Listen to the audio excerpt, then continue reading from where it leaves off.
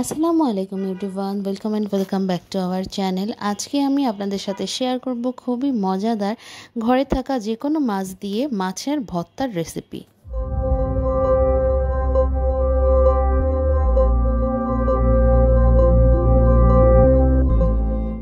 মাছের ভর্তার জন্য প্রথমে ইনগ্রেডিয়েন্টস হচ্ছে মাছ। আপনারা এখানে ইচ্ছা মতো মাছ ইউজ করতে পারেন।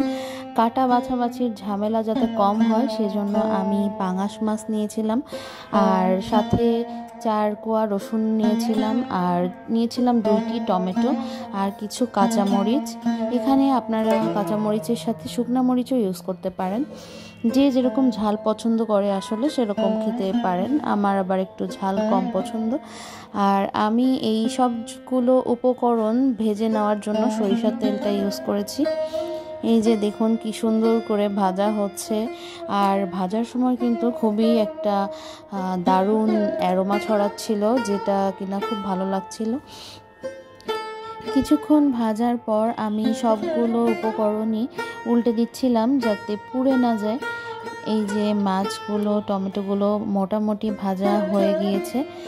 গরম গরম ভাতের সাথে কিন্তু যে কোনো ভর্তাই অনেক বেশি মজা লাগে, আর সেটা যদি হয় মাছ ভর্তা তাহলে তো আর কথাই থাকে না। মাছ ভর্তা কিন্তু আমাদের সবারই অনেক বেশি প্রিয়।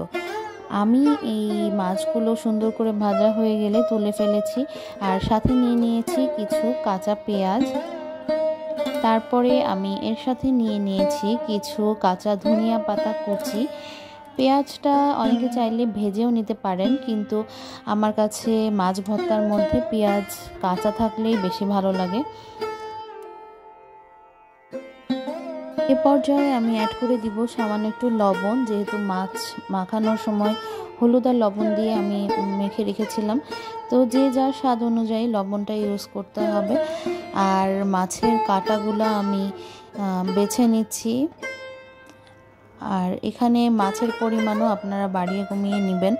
আমরা যেহেতু 3 জন মানুষ, সো আমি 3 পিস মাছ নিয়েছিলাম, আর এটা আমাদের 3 জনের জন্য যথেষ্ট হয়েছিল। মাছে কাঁটা ছাড়ানোটা আমার কাছে একটা বিরক্তিকর কাজ লাগে, এজন্য আমি মাছ ভর্তা যখনই করি আমি ট্রাই করি যে মাছগুলোতে কাঁটা কম সে মাছগুলো দিয়ে আমি ভর্তা বানানোর, কারণ অনেক টাইমও লেগে যায় কাঁটা ছাড়াতে, আবার বাই চান্স ভেতরে থেকে গেলে গলায় পড়তে পারে। এজন্য আমি প্রিফার করি তেলাপিয়া মাছ বা পাঙাশ মাছ। যাই হোক, এগুলো যার যার ইচ্ছার উপরে ডিপেন্ড করে। আমি তারপর সবগুলো উপকরণকে একসাথে ভালোভাবে মেখে নিয়েছিলাম। টমেটোগুলো ভালোভাবে চটকে চটকে মেখে নিয়েছিলাম, রসুনগুলো। আর এই ভর্তার মধ্যে কিন্তু রসুনটা ইউজ করলে অনেক সুন্দর একটা ফ্লেভার আসবে। আমি ভর্তাতে আবারও একটু সরিষার তেল অ্যাড করে নিয়েছিলাম, আর আমি কিন্তু ভাজার সময় সরিষার তেল ইউজ করেছি, মাখানোর সময় সরিষার তেল ইউজ করেছি। কেউ যদি চান তাহলে ভাজার সময় সয়াবিন তেল দিয়েও ভেজে নিতে পারেন। আমার মাছ ভর্তা এতটাই প্রিয় যে মাছ ভর্তা দিয়েই শুধু আমি 1 প্লেট ভাত অনায়াসে খেয়ে ফেলতে পারি। আপনাদের কার কোন ভর্তা বেশি পছন্দ প্লিজ আমাকে কমেন্ট করে জানাবেন। আর এই রেসিপিটা ফলো করে যদি মাছ ভর্তা তৈরি করেন তাহলে আপনারা বারবার রিকোয়েস্ট পাবেন আবার এই ভর্তাটা করে খাওয়ানোর জন্য, সাথে প্রশংসাও পাবেন অবশ্যই। সুন্দর করে ভর্তাটা মাখানোই কিন্তু ভর্তা বানানোর লাস্ট স্টেপ। সো এরকম করে সুন্দর করে মাখানো হয়ে গেলেই কিন্তু রেডি হয়ে যাবে আমাদের মজাদার মাছ ভর্তা। এই তো বলতে না বলতে আমাদের মাছ ভর্তা রেডিও হয়ে গিয়েছে। আশা করছি আপনাদের সবার কাছে রেসিপিটা অনেক ভালো লেগেছে, আর খেতেও কিন্তু দারুণ মজা ছিল। আপনারা সবাই বাসায় ট্রাই করতে পারেন। বাসায় থাকা উপকরণ দিয়ে এত মজার একটা খাবার কেউ মিস করবেন না। তো আজকের ভিডিও এ পর্যন্তই। সবাই ভালো থাকবেন, সুস্থ থাকবেন। আল্লাহ হাফিজ।